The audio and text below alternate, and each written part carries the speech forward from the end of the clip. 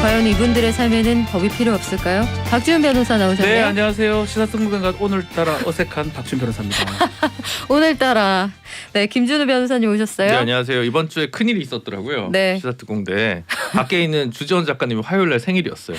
다시 한번 그래요. 축하드린다는 말씀. 그 드리겠습니다. 생일의 현장에 저도 있었습니다. 저 커피 쿠폰 날렸습니다.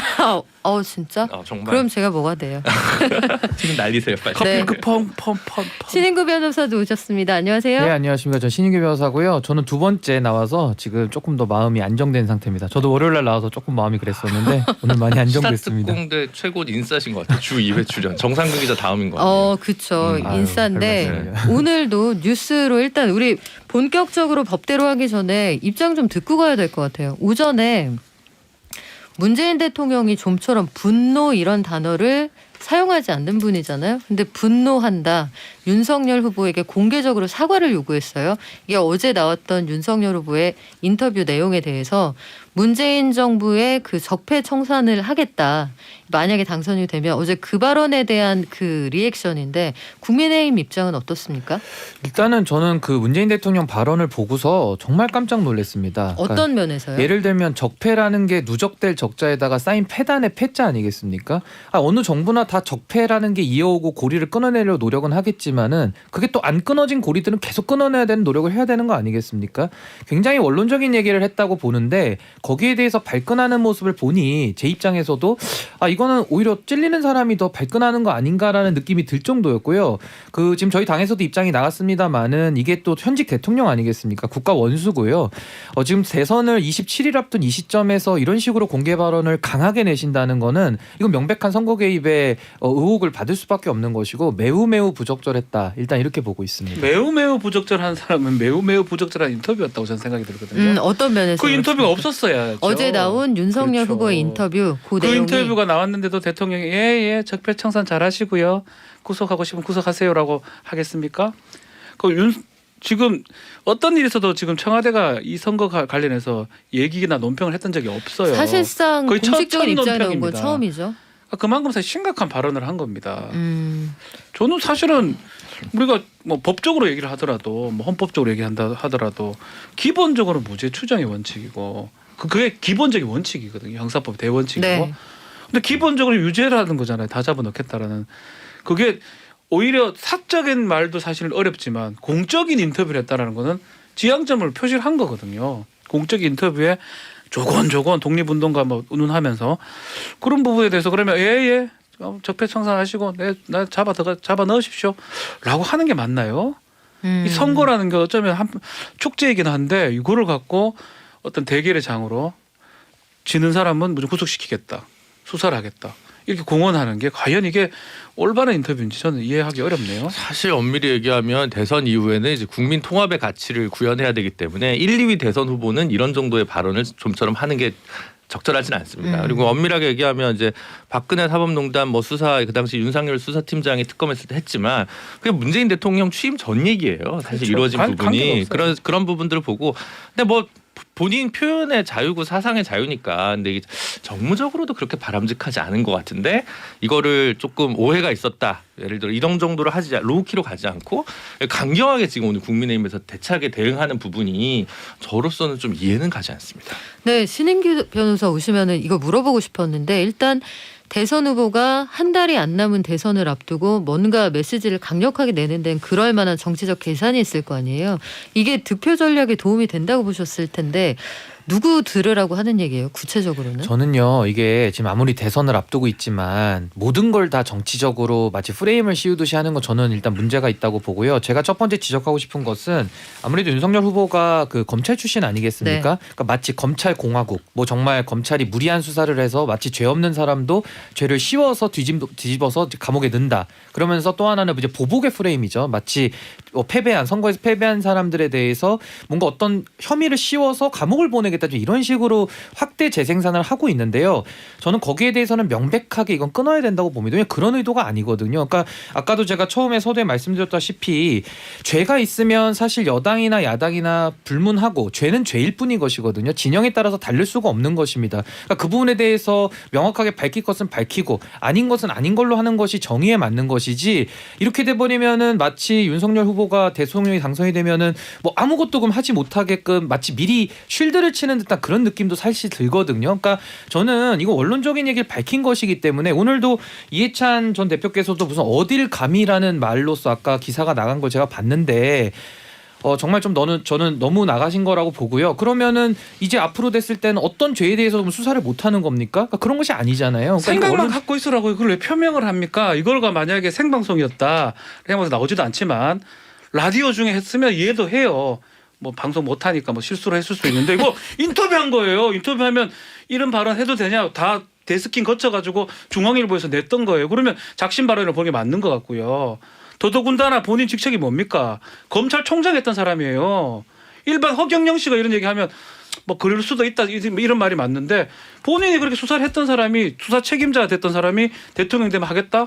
이게 어떻게 쉽게 넘어갈 수 하나만 있냐? 좀 저는 그냥 하나- 드라이하게 그냥 이제 신인규 변호사님 무슨 얘기인지 알겠는데 그렇게 해석될 수밖에 없어요. 검찰총장 출신 후보니까. 그러니까 오히려 검찰총장 출신 후보라서 대통령감으로 지금 충분히 준비돼 있는가라는 물음표가 국민들한테 어느 정도 있는데 오히려 그 의문점을 오히려 확신시켜 주는 거라서 정무적으로 별로 이렇게 바람직한 게 아닌 것 같다라는 생각이 저는 그래서 들다는 거고요. 저는 그 지점은 있었던 것 같아요. 네. 작심 발언으로 저는 생각이 들거든요. 아니라고 얘기를 하시지만 뜻하고 정치적으로 그분들이에요. 계산된 발언이다. 뭐 이재명 후보도 박스권 얘기하지만 가만 돌이켜 보면 윤석열 후보가 앞서는 모양새긴 한데 지지율 조사를 보면 어느 정도를 넘어가지 못하고 있는 거거든요. 그 지지자들한테 향한 메시지였다고 저는 생각이 들거든요. 그래서 이거를 뭐 실수로 했다고 하는 것도 아니고 그 의지를 정확하게 표명을 한 거로 저는 봅니다. 저 하나만 여쭤보고 네. 싶은 게 정무적인 비판에 대해서는 저는 박 변호사님이나 김 변호사님의 말씀을 저는 수용할 수 있습니다. 정무적인 거에 판단이 다를 수 있으니까. 근데 저는요 사법 지금 여기 법대로의 코너니까 법을 지금 얘기하고 있는데 우리가 사법에 있어서는 여기 도대체 인터뷰의 문장 중에 그냥 프레임으로 통으로 문제 있다 이렇게 하지 마시고요. 어떤 문장이 정확하게 어떤 문제가 있다라는 거를 좀 말씀을 해주셨으면 좋겠어요. 그러니까 인터뷰가 많았는데 그 중에서 어떤 문장이 그럼 정확하게 뭐가 문제가 되는지를 놓고 얘기를 해야지 약간 정무적인 것과 사법적인 걸 좀 섞어서 그냥 프레임을 잡고 씌우는 느낌이 많이 나서 저는 다 문제가 돼가지고 이걸 하나하나 지금 할 그래서 필요도 없는 게 청와대에서 나온 입장을 구체적으로 보면 얘기를 해주시면 좋을 것 그쵸. 같습니다. 그러니까 같은 얘기가 아닐까 싶어요. 지금 말씀하신 것처럼 청와대에서는 구체적으로 어떤 부분이 적폐라는 것이냐에 대한 질문이 하나 있었고요. 또 한 가지는 이제 본인도 문재인 정부의 일원이었다. 그러면 현직에 있을 때 왜 도외시 했다는 얘기가 되지 않느냐. 이렇게 반론을 청와대가 하고 있거든요. 여기에 대한 입장도 제가 나왔습니까? 이것만 일단 단적으로 얘기할게요. 저는 이제 윤석열 후보께서 어떤 걸 상정하고 얘기했는지 제가 일단 변론으로 하고 제 생각을 말씀드리겠습니다. 제가 적폐를 하나 설명을 해볼게요. 예를 들면 이런 겁니다. 검찰의 정치적 중립성. 이거 모든 정부가 다 하려고 했던 거 아닙니까? 근데 모든 정부 때마다 검찰을 정치적으로 이용했다는 비판을 다 받아왔습니다. 사실 여기서 자유로울 사람 아마 노무현 대통령 한 분밖에 없을 거예요. 제가 볼 때는 검찰을 아예 풀어줬기 때문에 나머지 정부들 다 거기에 책임이 있다고 보고 저는 거기에 문재인 정부도 포함이 된다고 봅니다. 그러면 검찰을 이용해서 예를 들면 화천대유나 대장동이라는 사건이 터졌는데 여기에 대해 수사를 다 안 해버리거나 덮어주거든요. 이거 다 직권남용으로 다 문재인 정부도 들어서자마자 박근혜 정부 다 이걸로 검찰 출신들 민정수석들 청와대 사람들 다 감옥 보내고서 재판 넘기지 않았습니까? 그럼 거기에 대해서 무리한 수사가 있었다고 한다면 그 문재인 정부하에서 된 것이었지만은 그걸 또 바로 잡아야겠죠. 그러면서 문제가 있는 부분들은 저는 계속 짚어 나가는 것이 이래 말하면 뭐가 문제인지 말싸움이 모르겠습니다. 되고 말이 길어지니까 화천대유로 다 영 다르게 보는 시각이 있다. 이건 더 얘기할 필요도 네. 없어요. 그 얘기해 보면 계속 말싸움이 되는 거고 오히려 반대로 생각하는 사람이고 그 사람은 책임자였기 때문에 더 문제인 거예요. 사실은 이런 발언은 저는 아주 부적절해 보입니다. 아주. 오늘 조선일보 사설 제목이요. 네. 지지율 오르자 되살아난 윤 후보의 저는 진중치 그래 못한 언행 이렇게 돼 있습니다. 조선일보 그래 사설이에요. 봅니다. 네, 여기까지 정무적 하시죠. 비판은 감사하겠습니다. 네, 너무 이게 많아서 이 발언을 다 뭐 지금 찾고 있는데 다 문제죠. 뭐 전혀 뭐 청취자들 의견도 완전히 갈리는 것 같아요. 5906님 적폐가 없으면 수사가 없지 않겠습니까? 발끈할 일 아닌 것 같습니다 해주셨고 6560님 대통령이 화내는 거 당연한 것 같습니다. 이거 선전포고 아닙니까 해주셨고요. 0019님 아니 현직 총장일 때 가만히 있다 이제 와서 수사한다. 그 적폐에 해당한다고 자수하는 거 아니냐까지 의견이 나왔는데 그렇죠. 의견은 다 엇갈릴 수 있어요. 다 평가가 엇갈릴 수 있지만 김준우 변호사 말씀하신 것처럼 이 모든 행위가 3월 9일을 바라보고 나오는 것이잖아요. 그러니까 득표 전략에 어떻게 영향을 미칠지 마찬가지로 그렇게 민주당에서도 생각합니다. 대통령의 발언이 지금 선거 개입이라는 게 국민의힘 입장이잖아요. 저는 하나만 마지막으로 네. 제가 두 분께 여쭙고 싶은데요. 적폐라는 용어 있지 않습니까? 저 그렇게 좋아하는 용어는 아닙니다. 저는 안 좋아하는데요. 그 적폐라는 용어는 민주당만 쓸 수 있습니까? 저는 그거 한번 여쭙고 싶습니다. 적폐인데 어느 한 키워드는 진영에 박근혜 대통령이 처음에 원저자로 알고 있습니다. 아니, 그러니까 제가 봤을 때 누가 먼저 썼느냐가 중요한 게 아니라 이 단어를 쓸 때 적폐라는 단어는 저는 지금 민주당의 공격을 가만히 보고 있으면요 마치 적폐 용어 독점권을 행사하는 것 같아요. 그냥 우리만 이 용어는 써야 되는 것이고 네. 그 누구도 적폐는 쓸 이게 수 없다. 민주당이 무슨 아니 공격을 합니까, 이거랑 이게? 상관없는 거예요. 보세요. 중앙일보 질문 문재인 정부 초기처럼 전 정권 적폐 청산 수사를 할 건가라는 질문에 할 거다. 그러나 대통령은 관여 안 한다. 이게 약간 유체이탈 입법 같은요. 대통령이 관여할 일이 아니고 시스템에 따라 하면 될 일이다. 대통령 후보자로서 그 얘기하는 건 바람직하지 않다. 이렇게 얘기했는데 시작이 할 거다. 그리고 나중에 그 다른 보도 추가 보도를 보면 해야죠 이렇게 얘기를 그렇죠. 했다는 계속 거예요. 얘기를 그래서 하고. 이게 약간 그 감성이 검찰관 감성으로 아직 좀 남아 있는 거 아니냐라는 거고 왜냐하면 말씀하셨다시피 민정수석실이나 이런 데서 수사지휘하면 안 된다고 했던 게 검찰에서도 계속 얘기했던 거잖아요. 근데 이제 대통령 수장이 특정한 수사를 지시하는 게 만약에 뭔가 이게 터졌다. 언론 보도에 그럼 의해서 이런 말안 뭘 해도 해야 돼요. 탔으면 그러면 차질 없이 수사하라. 이렇게 얘기할 수 있죠. 근데 이제 지금 아무 혐의가 없는 상황에서 이거 뒤져라 이런 식으로 키워드가 분명 해석될 거기 때문에 중앙일보에서 고르고 골라서 이거 실었을 거 텐데 아니에요. 그래서 저는 이거는 확실히 좀 문제적인 그 대통령 관을 갖고 있다라는 생각이 들 수밖에 없었다는 근데 거죠. 국민의힘한테 물어보고 싶은 거는 여기 민주당이 보기에는 이번 그 일련의 발언들이 굉장히 부적절하고 이거는 실전 포인트라고 보는 거예요. 근데 반면에 이제 오늘 대통령의 발언이 나왔단 말이죠. 이것에 대한 국민의힘이 보기에는 이게 대선 전국에서 이재명 후보에게 득이 될 것 같아요? 실이 될 것 같아요? 뭐 저희는 사실 뭐 정무적 판단이야 다르겠지만은 저는 일단 근본적인 문제를 제기하자면 대통령이라는 지위 자체는 현직 대통령입니다. 선거 개입을 하면 안 되고 오히려 공정한 선거를 관리할 의무가 있는 분이에요. 선거 그런 상황 개입이다라고 규정을 하시는 거예요? 저희는 선거 개입으로 규정을 했습니다. 예, 그렇게 보이고요. 저는 마지막으로 말씀드리고 싶은 거는 아까 서두에도 말씀드렸다시피 정무적인 판단에서의 미스라는 공격은 저는 받아들이겠습니다. 근데 그 의도는 아니고 정무적인 걸로 지금 판단할 게 아니라 이 부분에 대해서만큼은 법률가 출신 아니겠습니까? 그러니까 문재인 정부도 적폐를 끊어내려고 노력을 많이 했을 겁니다. 근데 못한 것들도 있지 않겠습니까? 그런 부분에 대해서 사법 시스템의 복원을 통해서 공정한 수사가 좀 이루어질 수 있게 하겠다라는 의지로 보시면 되고요. 마지막으로 윤석열 후보가 검찰총장 지낸 건 맞습니다. 근데 지금은 대통령을 나가는 거고 이제 향후 대통령이 될 수도 있는 분이기 때문에 대통령이 되면 당연히 대통령의 역할을 수행해야 된다고 저는 보고요.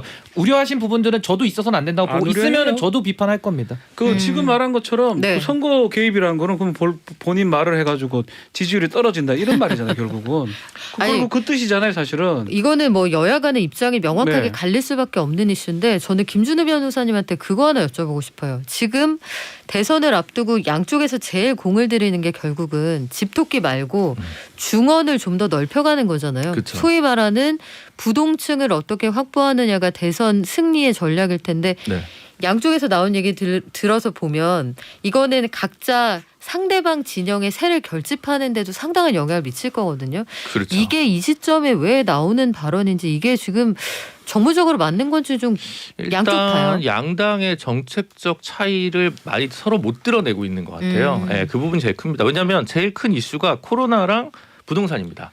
근데 다 폭탄 공급 얘기하고 코로나19 열심히 하겠다고 얘기하면 가장 큰 시장에서는 변별력이 없어요. 그러다 네. 보니까 상대방 후보에 대한 비호감도를 높여서 중도층으로부터 그쪽으로 가지 못하게 하는 전략을 짜는데 그렇게 되니까 상대방 진영을 결집하게 되는데 그렇다 보면 이제 중도층에 있는 분들이 어디로 갈 거냐. 여기서는 여전히 좀 포지티브한 의제들이 결정을 할 텐데 그런 부분들 굉장히 많은 공약들을 양 후보가 쏟아내고 있지만 아직 훅 하는 게 없어서 뭐 기억나는 공약이 많지 않은 게 현실이 아닌가 싶습니다. 결집하게 될 수 있는 그런 발언이 된 거예요 결국은. 그런 걸 의도했던 걸로 보이고요. 근데 마찬가지 여기 쌍방이다. 양쪽 다. 네, 그거는 쌍방이다. 여든 야든 뭐 지지자든 어떤 지지자든 간에 결국은 공격을 한다고 하기 때문에 그 공격을 좋아하는 사람들은 당연히 지지를 할 거고요. 공격을 너무나 무서워하는 사람들은 또 이쪽은 결집을 할 거고 뭐 그런 어떤 상황이 된 거지. 저 얘기를 해가지고 대통령이 뭐 얘기를 했기 때문에 선거 개입이다 이 얘기를 안 했어야죠. 이 쌍방 간의 공방이 오가는 과정을 보면서 사실은 저는 개인적으로 그게 제일 궁금해지더라고요. 이 상황이 안철수 후보의 지지율을 되살릴 것인가. 그러니까 하락세를 한동안 보인다 해서 고민이 있었잖아요. 이게 제3지대에 있는 후보들에게 어떤 영향을 저는 미칠지. 그 개인적인 생각이긴 한데 뭐 저도 민주당 인사는 아닙니다. 자꾸 민주당으로 분류를 해주시는데 아니 민주당은 네. 아니고 네. 매우 인사는 친하신. 아니고요. 뭐 아무 관계 없는 민주당의 사람이고. 친구들이 조금 있는. 아니요, 뭐 국민의힘도 친구들 우리 다 친한데 그거 많은데 맞습니다. 일단 네. 어쨌든가 정무적인 얘기를 좀 드리면 결국은 제3지대가 부각될 가능성도 있다라는 생각이 듭니다. 특히 안철수 후보의 단일화가 변수 중에 하나였는데 네. 지금 윤석열 후보의 인터뷰 또 대통령 청와대의 어떤 그 논평 두 가지가 합쳐져 가지고 안철수의 몸값이 좀 올라갈 가능성. 그렇죠. 특히 윤석열 후보나 입장에서는 그런 생각을 꼭 할 것 같아요. 어차피 뭐 윤석열 후보가 알아서 던진 것 같고 그 이제 주위에 국민의힘 캠프에서는 정무적으로 아니라고 생각하는 사람들 꼭 있을 것 같아요. 그런 사람들은 단일화를 더 좀 가속화하는 지금은 단일화를 아예 생각 안 하는 모양새로 많이 비춰지는데 그럴 가능성 그렇다면 몸값이 올라갈 수밖에 없는 상황 아닌가 생각이 지금 드네요. 이게 사실 국민의힘 입장에서도 굉장히 정치적인 승부수인 거잖아요. 즉 대선을 앞두고 이렇게 되면은 안철수 후보가 가지고 있는 카드 값어치가 되게 올라가는 상황만 만들어주는 건 아닌가요? 일단은 뭐 안철수 후보가 사실 저는 중도 소구력이 얼마나 갖고 있는가에 대해서 지금 의견이 좀 다릅니다. 그러니까 안철수 후보는 항상 제3지대를 표명했고 중도적 스탠스를 쭉 유지해 오시다가 이제 새천년 민주당하고도 한번 하셨고 또 이제 국민의 당을 만들어 성공하시기도 했고 또 그 다음에는 또 저희 쪽으로 와서 또 오세훈 시장의 단일화까지 이어졌단 말입니다. 이 일련의 흐름을 보면 저는 안철수 후보는 이제 보수로 다 분류가 되고 있어요. 이미 국민들 입장에서는 그렇기 때문에 뭐 일부 중도에서 또 안철수 후보에게 마음이 더 가셨던 분들은 뭐 그쪽으로 굳히는 계기가 될 수는 있을지 모르겠지만 저는 큰 대세에는 큰 영향은 없다고 봅니다. 글쎄 저는 뭐 대세 결정이 될 네. 수도 있고 안 될 수도 있고 그건 지금 알 수는 없습니다만 이게 끝까지 이제 완주를 하시게 될 경우 영향은 어느 정도 있겠죠. 그러니까 말씀하신 대로 안철수 후보가 많이 우클릭을 했고 이번 대선 토론에서도 보면 노동 이사제 관련해서는 오히려 더 오른쪽에 있는 발언을 안철수 후보가 했단 말이에요. 윤 후보에 비해서. 그런데 정권 교체론을 모두 대표 주자로서 모든 표를 다 흡수하지 못하고 있는 것이 윤석열 후보의 현실이고 그중에 일부를 지금 안철수 후보가 그 포지션을 가지고 있잖아요. 그럼 마치 2007년 대선에서 도저히 MB를 못 찍겠어서 네. 난 이회창을 찍겠다. 이렇게 생각했던 당시 그 제 보수들이 기억으로는 있습니다. MB가 한 48%면 이해창이 15% 15% 정도 받았어요. 그럼 그 보수거든요. 이회창 후보를 찍은 건 완전히 보수인데 도저히 MB의 도덕성 네. 논란 때문에 못 찍겠다고 한 그 보수분들이 이회창 후보로 좀 가신 거거든요. 그래서 그런 형태 때문에 제3 후보라고 해서 제3지대는 아니다. 하지만 당락에 영향을 줄 수 있다. 예를 들어 97년 대선에 이인재 후보처럼 네. 그 정도까지만 하시죠. 명언이네요. 제3 후보라고 해서 제3지대는 아니다. 오, 김준호 변호사님.